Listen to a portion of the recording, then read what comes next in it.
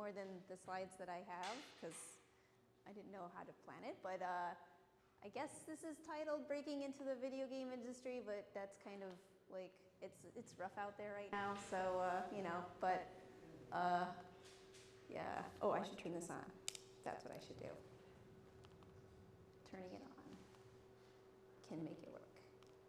Maybe. Oh, sorry, Sorry. we're Oh, okay. Lisa's not me. I'm like, huh. There you go, try it. Okay. Yay, slides, they work. Yeah, so I'm Julia Keren-Detar, and I'm a game designer. I work for a company called Spritefox. We're a remote studio, and we're part of Netflix Games. Yes, Netflix has games. It's kind of weird, but if you go on your app on your phone, they have like a games line. It's actually a really great partnership because we don't have to like think about monetization in a way that most games do. So yeah, it's very freeing. It kind of takes off the handcuffs from designers, and we can just like focus on making pretty great games without like, oh, buy this hat or buy some lives or something like that. So, but before that, I was in a very, very small indie team. There's only 4 of us, and we were making a game called Mushroom 11 for like a long time. So I have experience working very, very, very indie. And Spritefox is not a very big company. It's like III, I guess, if that's a thing. But it's the biggest company I've ever been on. So it's been definitely a transition to be like, oh, very, very small team versus like, wow, this is like a really big game company. I figured I would talk about how I got into game design because everybody's path is different. I don't know if it's interesting, but I definitely had a very different path than most people. I was not an avid gamer growing up. I mean, I played tons of board games and card games, but I didn't have like a console and I didn't have a computer until I was much older. So I was kind of like, what are video games? But I really struggled in school. I'm dyslexic. I had a hard time reading, and I found that like games were like this great way of like learning that content without having to deal with like, oh, read this stuff, and like when you're dyslexic, it's just like, ugh.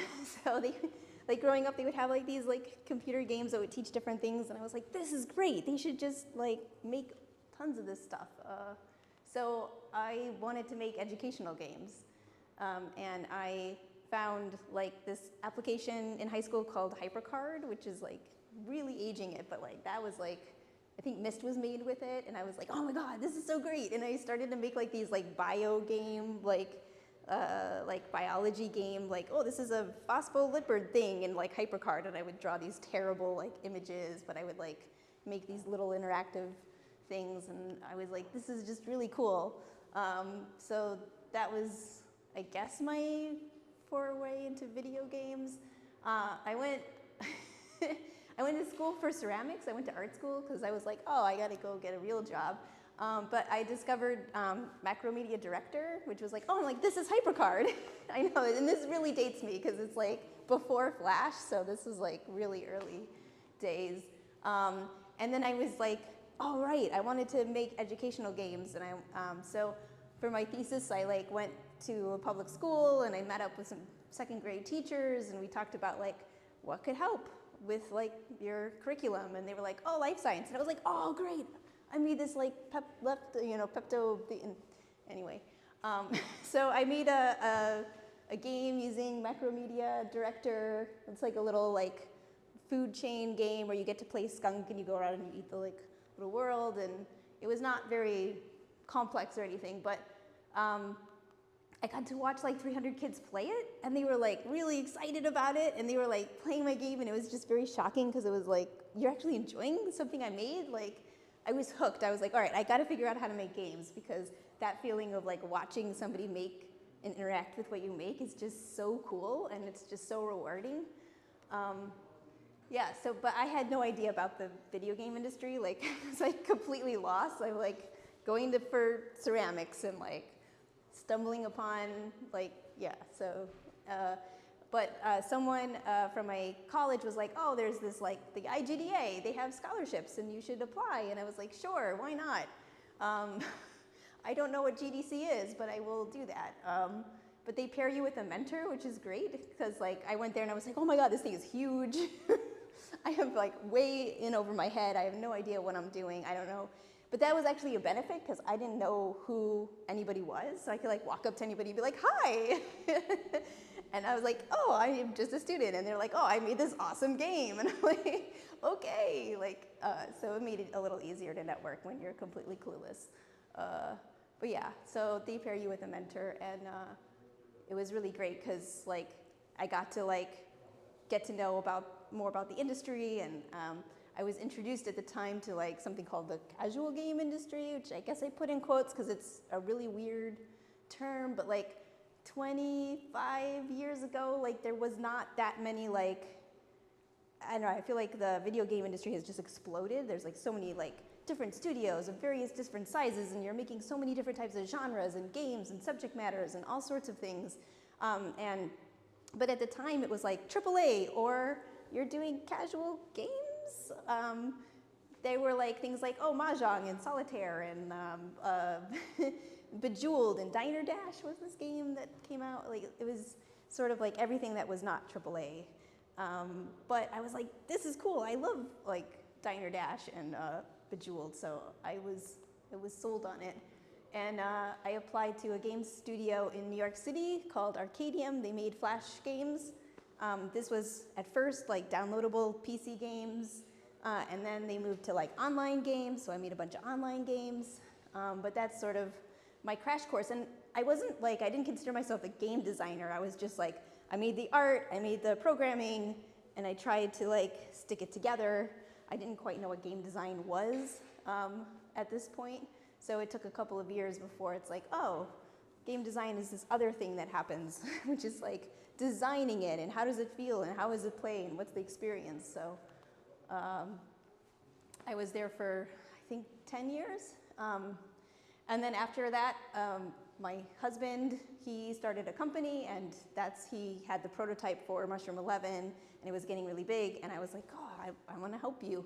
And so we had this really, really tiny studio, and we tried to make a game together, which was very interesting because it's really hard to make a game with your significant other.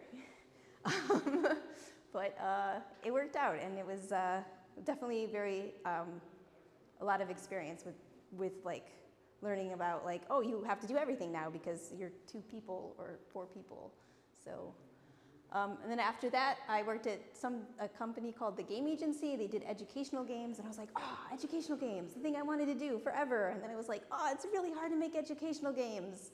There's not a lot of budget, and people don't really understand games, and there's this whole like, who is the end user? Is it like the parents or the school system or the actual kids playing it? There's so many different like opinions and contradictions, so it's really hard to make a very enjoyable educational game. Not that they don't exist, but it's just really hard to do. So I learned a lot about like challenges and trying to figure out expectations within a budget, just like every other design field. And then Sprite Fox, I've been a fan of their games forever, and so when I found out that they had an opening for design, I was like, had to apply, and I got in somehow. And it's been really amazing because they're very talented folks, so I'm learning a ton, and it's also very different in terms of like, oh, you're working with a 4-person team to you're working with a team of 30 people or 40 people. So working for large companies versus indie, and this is probably too basic for you guys. I'm sure you know AAA versus indie. There's a ton of different companies in between. Companies that have hundreds and hundreds of people, companies that have like a team of 1. So I had worked, again, our indie team was 4 people. So we were very, very tiny.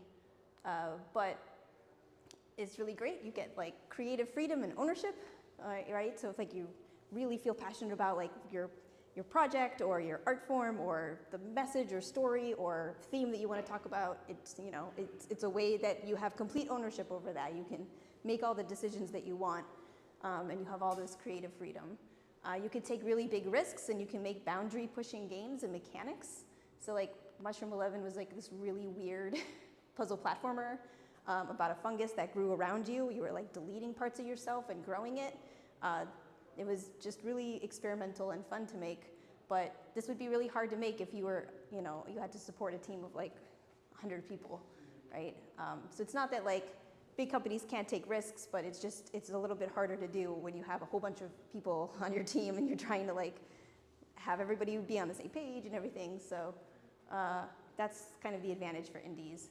You could set your own hours because you're your own boss, which is great. I mean, sometimes you could set your own hours for companies, but depends on the culture and how, you know, what are the expectations. The downside or upside, depending on how you look on it, is that you bring in your own salary, your own clients, your own work. So like you're living off of your savings, or maybe you work with a publisher and you get a certain amount of funding depending on the milestones, or you get some, you know, you take on client work on the side. But it can be very hard to manage, you know, finances with being indie. So, and then of course you have to be nimble and flexible because you're a team of very small. So one person's probably doing the marketing and the production and the game design, or you have to learn how to code, or you have to learn how to do art or UI design. So it's a very like you're kind of learning wearing a bunch of different hats and learning a bunch of different things. Great. Yeah, like great benefit of a larger company is that you work with a ton of really talented folks, but that can also be a little intimidating. It can be harder to pivot because there's just a lot of people and there's tons of communication. You just spend a lot of time like reiterating what you're trying to communicate to make sure everybody's on the same page, making sure that everyone has terms that are defined, so when you say something, they're not thinking about something else. You can have a stable salary if you work at a large company, so that's, you know, more predictable income. Again, could be good or bad. The bad thing is like, you know, if you make a hit indie game and you get to sell 1 million copies, it's probably larger than a, you know, stable salary. But then again, that is rare. So, yeah. And you might not have flexible hours. So it depends on, again, the company, the culture. You know, you could be overworking a ton. You could be working, you know, a decent amount of time. You might have core hours that are a little hard to work with. So yeah, I guess the takeaway here is just like, you know, figure out what fits your lifestyle, what fits your responsibilities, what fits your finances in terms of like if you're looking for a larger or smaller company or going on your own. Types of designers. I feel like this, I'm sorry, this is probably too underneath you all. So I wasn't sure how to write, who I was going to talk to, but you know, there's narrative design, people who write the story of the world, terrain, level design, people who think about the maps, the layout, right? If you think about Disneyland and how it catches your eye and how you navigate from one space to another, like that's level design. You have mechanic, compact, gameplay design, so like whatever the miniature actions that you're doing over and over again, how do those feel? You know, is there some type of component of strategy? Are they too complicated? Are they too easy? There's economy design, right? For especially like things like MMOs, like how many resources you're getting, what are you crafting, where are your sinks, where are your sources, how are you crossing your streams? UX design, like onboarding, tutorials. And then I guess this is more like tool design, tech design, but like having somebody that can help programmers who are developing tools understand what designers need and being like that liaison between programming and design. I figured I'd try to write what a typical day is like for me. I do a lot of like feature and content planning. And the thing that I'm trying to learn about or trying to get better at is thinking about things in phases. Like thinking about a feature or content and just being like, what is the minimal viable product that I could put in so that I could test it and get feedback on it before I do a lot of iterations, but also trying to plan out the phases. So like if it is viable, what are the next things? So I can think about like, oh, I'm probably going to get feedback that this is really bad because we don't have time to implement this, but this is important. So trying to break up all the different components into like phases of what's the most important to test it, and then after that, what's the next important, and then keep going. And then getting a lot of other people on board, programmers, artists, everybody has a really good design sense, and they give great feedback and things that you obviously like don't have insight on. Designing information. So I feel like a lot of times game designers are thinking about like how to make the best games and the game experience, but design is also about like communicating. So like, what does your design docs look like? How readable is your how readable? Yeah, exactly. Like do you use Miro and like is it mapped out in a way that makes sense, or is it kind of all over the board? And like how are you displaying your information to your team in a way that's coherent and understandable? We do a lot of white boxing using YAML. I sort of say it's pseudocode because if we actually had control over like the programming of the game, we would like blow it up as designers. Like, oh, I just want to recursive everything, So they give us this nice little safe white box that we can. We do things like making like quests and like state machines. So we have like a good amount of control over the things that we want to like stub in and test, but without like blowing up the code.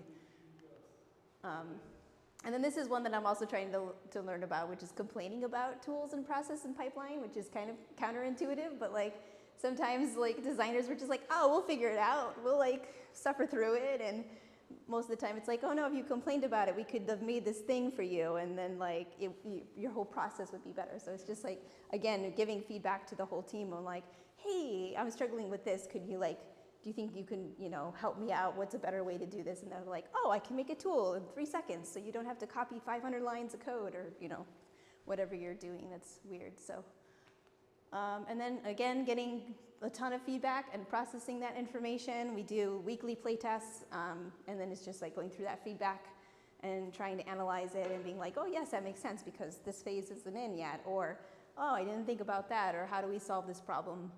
And yeah, so it's kind of all over the place as a game designer, but any local studios, I bet you know all of this stuff. But I was actually kind of shocked that there's so many. Like there's so many companies in our area. It's like pretty crazy. I got this from Times Union last year, so I don't know how out of date it is, but like it was really cool. And yeah, Tech Valley Game Space, yay!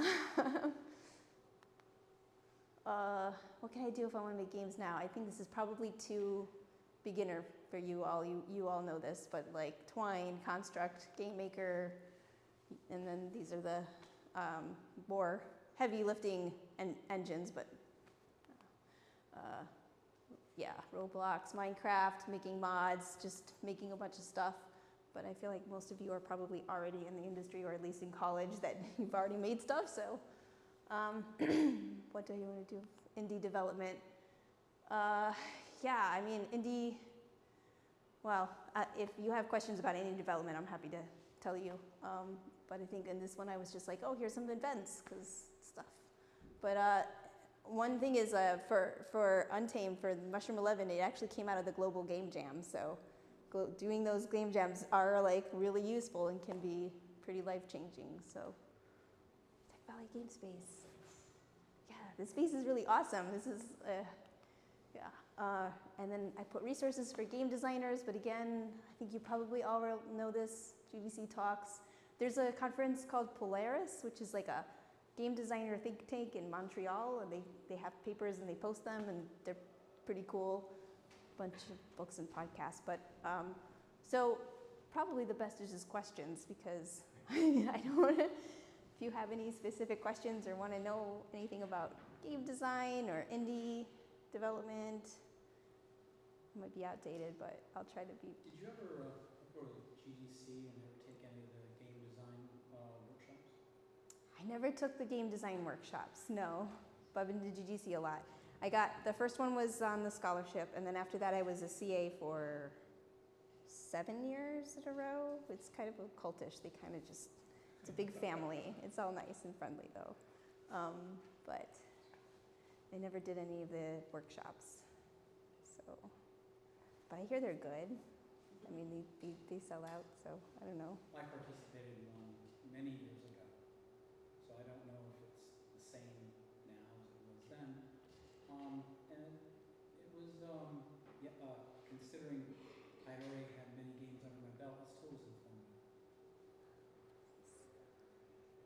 I mean, GDC is great because I mean, you can get the talks, you know, they post them in the vault later, but it's still just great to like hang out. I've always enjoyed the roundtables at GDC because that's where like the lively conversations are, and you can break it up into different groups. So,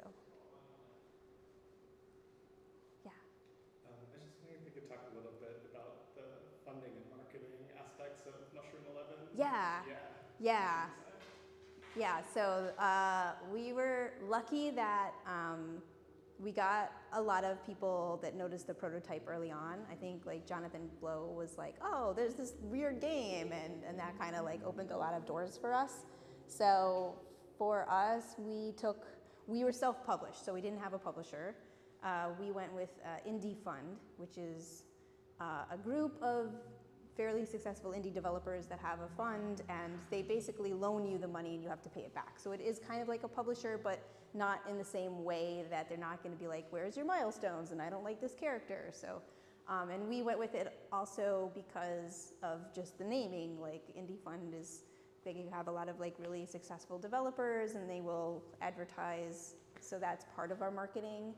And then our marketing strategy was, this was like really crazy, but it was like, we had some savings, and we basically went to like every show. We like applied to like every, like PAX 10 and PAX West and PAX East. We went to PAX South, and there was Tokyo Game Show and Gamescom Indie Booth, and GDC had, so it was like that. We just kind of used that not only as our marketing, but also as our playtesting. So we actually like at EGX, we had like 3 different computers, and they all had like A, B, C testing on it with like slightly different variations of the levels, and we would like switch it out and try to like, because we can't pay for testers, and we would just try to use as many local events as well for testing too. So we would go to like every NYU event and be like, here, play our game, and then we would get feedback. But that was our marketing. Our marketing was basically going to shows because press would be there, and they would be like, oh, here's the game, and then they would make articles and cover it. Because you mentioned they gave you a loan, you have to pay that back. Most loans, they require collateral. How does that work with the game? So with a game, well, it depends on, all the publishers are different, but for most publishers, what will happen is they'll put a lien on the code base. So like if you don't hit milestones, or you don't pay it back, or you just decide to like not take the money and run, like you can't actually like produce, like you can't develop your game and put it out without them having some kind of lien on it. But mostly, I mean, publishing funding, it's very risky, which is why it's hard to get funding at this moment with interest rates being high. They're investing in you, and if it doesn't make any money, then you just basically usually what happens is they'll front load the revenue. So when you release a game, the publisher might take like 75% or 70% until you hit a certain point where you go down in terms of the revenue share. But it's, if it doesn't make its money, it's not like, it's sometimes if it's a loan, you have to pay it back, but if it's a publishing deal, then, it's a risky investment that you made, and yeah. You mentioned that Spry Fox is fully remote, but you also mentioned that you're working with a lot of really awesome, like incredibly smart, talented people. How do you learn from them effectively remotely? We do a lot of, we have core hours, so that helps because it makes sure that there is at least 4 hours of the day where everybody is supposed to be online together. So there's a lot of like communication. You could schedule a lot of meetings around that. And then it's just a lot of like Slack messages and huddles, and just being willing to just bug somebody and like talk to them, but you're right, it is harder to learn from people, I think, remotely, just naturally, because you have to make that like effort of like reaching out to them or bugging them, and that can be like intimidating. But we try to make sure that like, no, it's okay, you should bug people, you know, worst case they'll be like, oh, can we do this later or something. But it's hard, but it's possible. So yeah. What's your process for doing like risk assessment for like a new feature? Just like, because you mentioned before, like that's something you're still like kind of figuring out, and that's something I've also had issues with, like my designers, is like trying to plan that out, I guess. Yeah, we have a risk register, so like we go through like each of the at least major features, and we try to assess like how risky things are. I'm a little bit removed from that. Like I try to do risk assessment for the features that I do, not necessarily the entire game system. But for the features that I do, it's more like, you know, how much like tech debt is this going to cause? Like, is this something that I can probably use, or is it minimal? Like, does it require a lot of dev work? How much artwork does it take? Does it require a lot of artwork? And then going through, like, if something does take a lot of artwork, like thinking about, okay, well then what are ways I can minimize that? Like, is there something I can reuse? There something that like I can make variations of, or can I set it up in a way where I can make variations, or it's a box and boom, and stuff comes out of it, and like it doesn't have to be 5 different assets or 10 different assets. So that's kind of the risk assessment that I do, which is probably not the same as what you're asking, which is like in general the giant risk assessment of like what are the different like, you know. Yeah, I mean it's a little bit of both. I mean, because like for my games we're like right in the polish phase, so it's kind of a mix of like refining little things and then also like big features. So we're kind of, I think, like in a mix of like, you know, oh, we need to change this asset, and how much time is that going to take? Like my designer's able to like just do a lot of like programming stuff on her own, so it kind of helps, but it also makes it hard, and like some, you know, just general discussions of like, oh, I can do that in 5 minutes, and then Yeah. well, then that adds stuff to like, you know, harder audio, and you know. Yeah. I mean, it's a process. Yeah. It's really different for like every team and project, I think. We had this problem with our indie project with Mushroom 11. We would just keep polishing it and polishing it and polishing it, and we probably could have released it like 6 months earlier. And it's part of that is just like how good is good, and can you just live with, you know, whatever the like inconsistencies you see, because they're usually not the same as what players will see. So yeah, it is really hard, especially in polishing. But I feel like for different types of games, it's different. Like if it's like not a live game versus a live game, or if it's something that's like, you know, in like early access, then it's just a continual process of like polishing and fixing versus like trying to release something that's all together.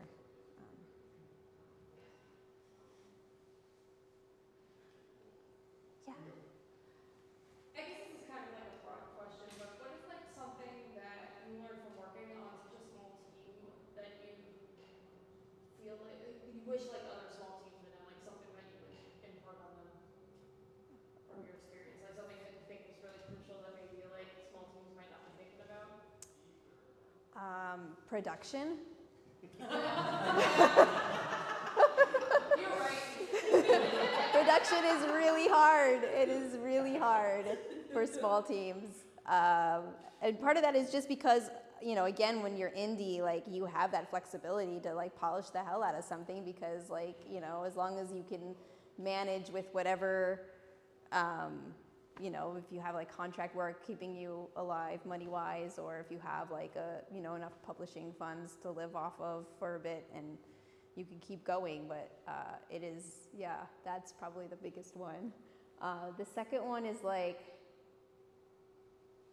trying to do, well, for us, it depends on the game, right? But for us, like, we had a hard time with player testing. Like, we did a ton of because of how we did it to events and stuff. So we got a wonderful first like half of the game, And then like the last half of the game skewed way too hard because the only people we could play test were like people who are super fans of the game, and it's like you're not getting the right data.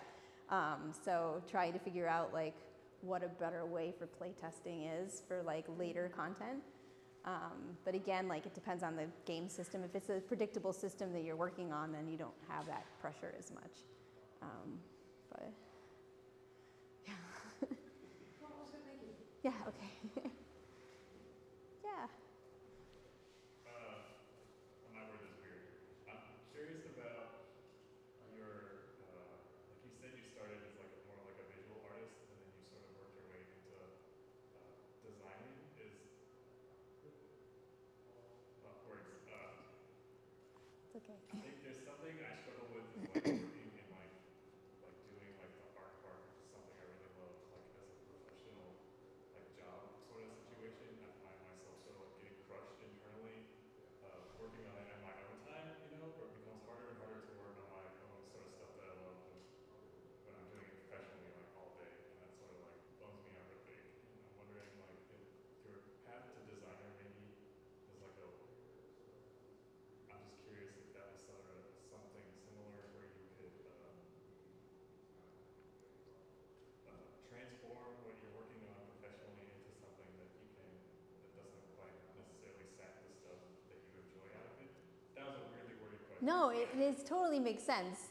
I think for me, I try to find, and I don't know if this is good or bad, but I try to find hobbies that are like really removed from games, to kind of like get myself out of like the like, oh, I'm constantly like in this mode of like, oh, work, and when it is a creative field, it can like really suck you out. And that's another thing for small teams. Like if you're indie, it's really easy to be like, I just worked a 12-hour day, and now my work is my life, and my life is my work, and I go to sleep, and my computer's right there, and it's the same with remote work too as well, but it's a little bit less. When it's indie, it's just like that's your baby, and like that's your life, and then you can get really burnt out.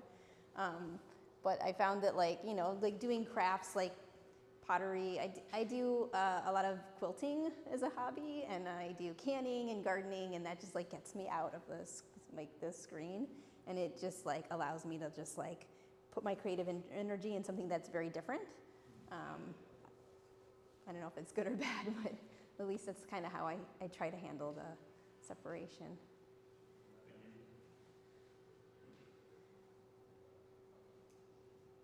Yeah. I was just wondering for the macromedia director stuff. It's really cool.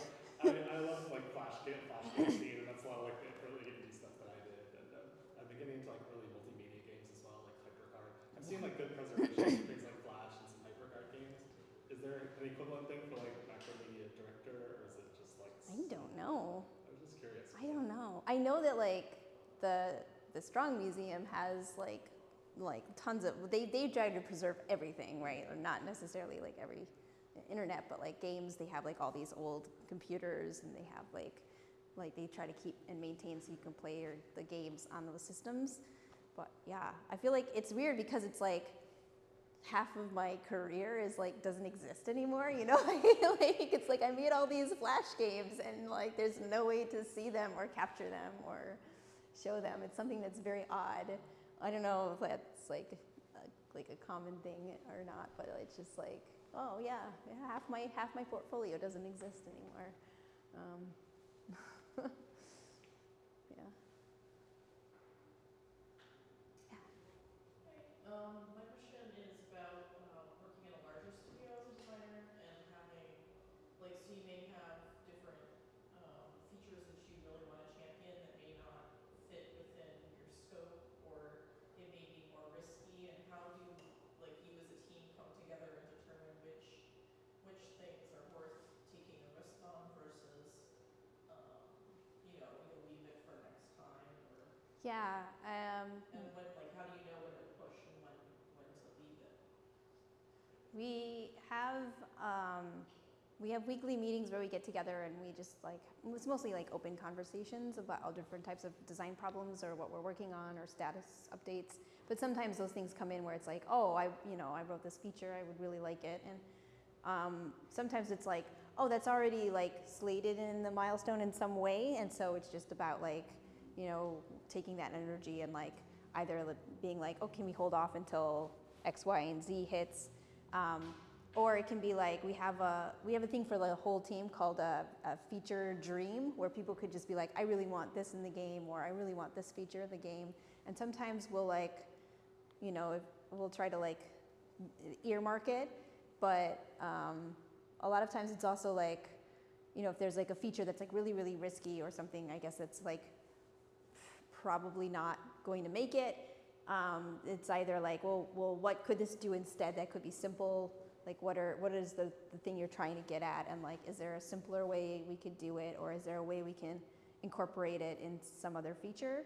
Sometimes that works, but a lot of times I think it's just like putting it on a list, like, and like having it documented someplace can like at least get that creativity out, even if it doesn't make it in the game.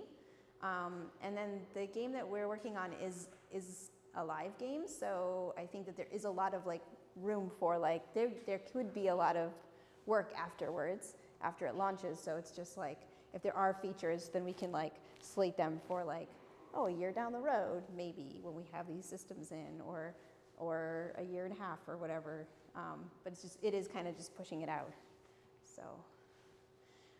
But I guess another thing that's important is just like, we have like pillars that kind of define the experience of the game too. So if it's like, if it's a feature, it needs to be like always like cast along those pillars and being like, is this going to reinforce these tenets of the game? And if it is, then it could be a conversation of like, do we want to like simplify it, or do we want to merge it into another feature? Or if it's not, then it's like, yeah, you can still put it on the list, but it might never get in. Does that help? Yeah. Yeah.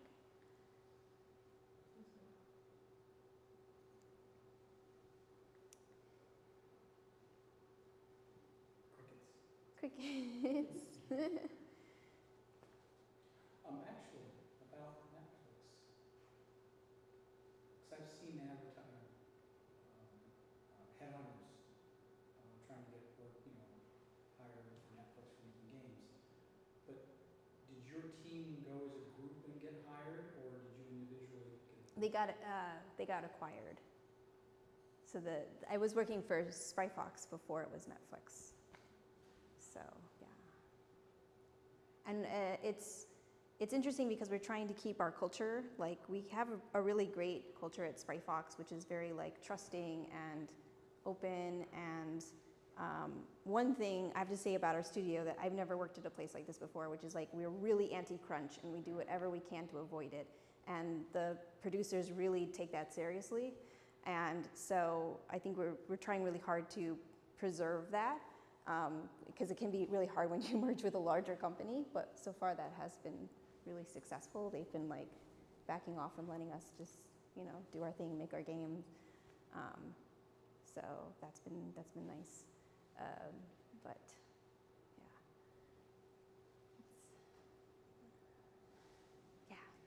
I guess I was wondering if you could just talk a little bit more about like the design culture specifically at Spryfox, because I think of it as like a dream place to work as a game designer in a lot of ways. It is, and it's also a little intimidating too, because it's like, oh my gosh, like, all the people there are like amazing designers, and so there's like, you have to wrestle with I have to wrestle with imposter syndrome a little bit, but yeah, I mean, it's also great because they genuinely like support me, and like we all want to help each other, be better at design, be better at communicating, be better at like, trust and being open. The way we have it set up right now, everybody has pretty distinct different areas of the game. So I think it makes it easier to not step on each other's work, or like vie for different whatever features. So that's helpful. But and yeah, it's still a small team. I think there's only 5 of us. So, but yeah, it's been really nice to learn a lot from them, and then also like, just have the support from them, and then just like go through and Is everyone in the same country time zone, or how's that process? Nope, everyone's all over the place. We have people in Europe. Most people are in the West Coast. This is a little harder for me. But we have the core hours, which is 10 to 2 Pacific time, which is 1 to 5 Eastern time. And yeah, we've been really good at like, hey, if you're outside of those core hours and you're not available, then that's fine. You don't have to be on all the time. But you do have to be on during the core hours, so again, we can get that communication and teamwork. All right, well, thank you so much. Yeah, thank you all for having me. Hopefully this was helpful.